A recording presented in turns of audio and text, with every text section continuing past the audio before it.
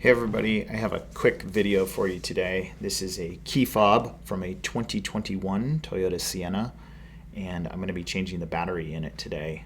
The battery in this one died in less than a year, which was a little surprising. The battery for this is a CR2450. You can get these on Amazon, and I will put a link to them down in the description. We're going to start by removing the valet key. So on the back you're going to see this little button. If you slide it over, the valet key just slips on out, and you can go ahead and put that on the side.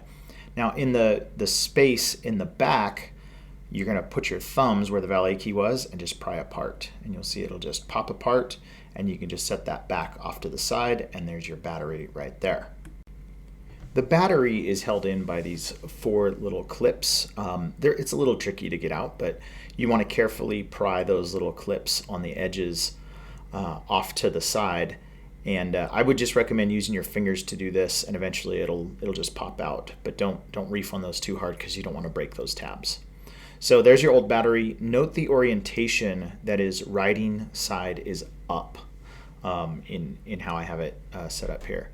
Now, getting the new battery out of the package was probably the most difficult part. I'm not sure why they insist on putting these in such bulletproof packaging, but anyway, I had to get my pocket knife out and kind of tear this thing all apart and cut it up. Anyway, once you get your new battery, again, keep in mind that the orientation of this new battery is going to be riding side up. So go ahead and simply press that in with your thumb and it'll pop into place. Now this whole little unit comes out as well, and that's where all the actual buttons are. So just make sure that goes back in face down into the front of the key fob. And now you can grab the back of the key fob and just snap it back on by pressing it together with your thumbs.